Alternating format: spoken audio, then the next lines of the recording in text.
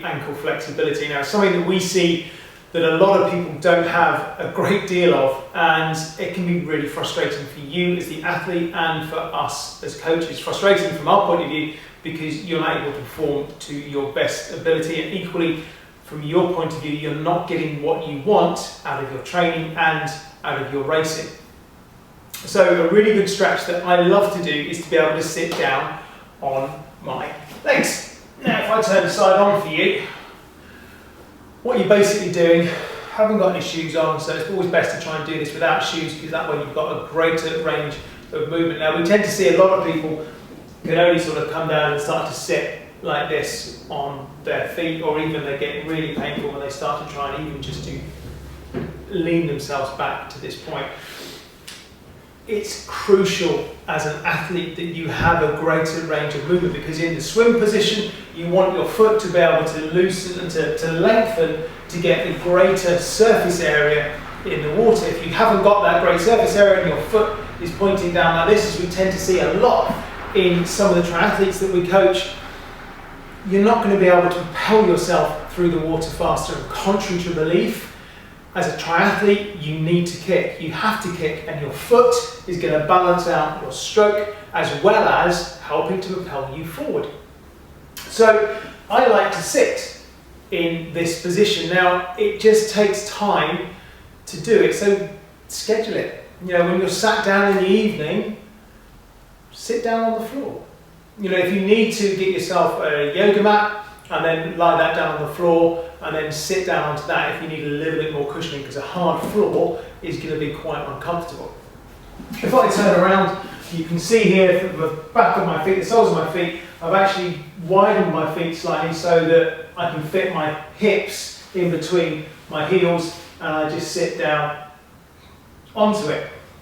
And by sitting there, I can start to just lengthen out the front of my shin, the anterior tibialis. So sitting down here, so lengthening out and elongating the joint here. So ankle flexibility is key. So one way to be able to stretch out the front is by sitting here on the floor. Now you might find that you have to only just be into this position to start with, because you won't be able to put a lot of weight onto it. If you can put more weight onto it, sitting back and holding yourself in that position is really good.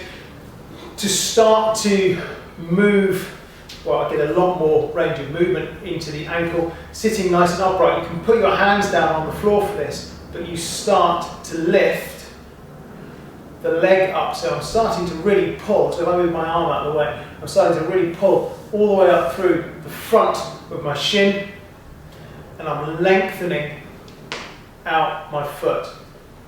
And you might have heard that as a bit of a click coming through from my foot there, just as the joints are moving. So as you become more experienced at it, you can take your hands off the floor and you can start to move your leg up and down, just stretching through. You might find you get to a slightly sticky point in the foot and into the muscle, and then just hold it there, breathing in and breathing out, and that's going to help you to just increase that stretch. And again, that range of movement is critical for you as swimmers and triathletes. So that's looking at being able to stretch out through the front. Equally, you're going to need to be able to stretch out through the rear part and the calf down through into your Achilles. One way that I'll sometimes stretch and I'll sit down is in an Indian squat. So sitting straight facing you, then you can see that I've got myself planted, I'm pushing my knees out, and I'm starting to get that flexibility. Before I can start to really get into that position properly by sitting upright, I need to be able to stretch out the lower part and getting the range of movement into that ankle. So again, just sitting up, so like a lunge position, I can start to move forwards, and I can start to play around with the movement that I've got there. So if I turn front onto you, coming forwards, I can start to play with that movement, trying to keep my foot as planted on the floor as possible, lunging forwards and back.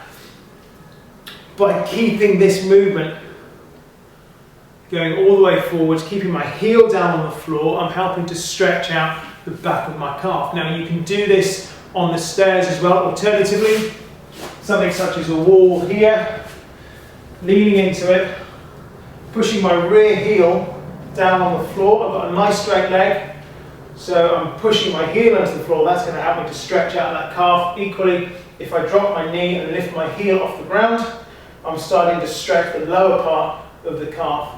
When the leg is straight, I'm stretching the top part. When the knee is down and the heel is lifted, I'm stretching the lower part of my calf. Simply adding in these stretches regularly and being consistent with it will see that you get a greater range of movement into your ankles.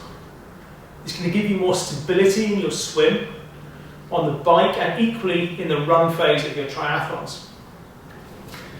This is key to ensuring that you get the most out of this sport. Equally, it's going to help to prevent injuries, because by having a slightly more flexible, better physical body, you're going to be able to do that much more as you're going through your races. So start working sitting on the floor, just gently lowering yourself into it. Get used to it and get used to sitting down in this position, and again moving the legs and moving the knees up and feeling the stretch as you come through. Indian squats are very good to be able to sit into this position, nice straight back, pushing your elbows into your knees, so pushing your knees out, so forcing yourself into that position. And then a calf squat, so looking at this, the calf stretch coming through, the straight leg, and equally with a bent knee, lifting the heel off the floor. These are going to help to just improve your stretch and the reflex that you have within that stretch, the stretch reflex, coming in through to better flexibility, bigger range of movement, and that should see you being able to swim faster, be able to pedal harder, and equally run better in all of your sports.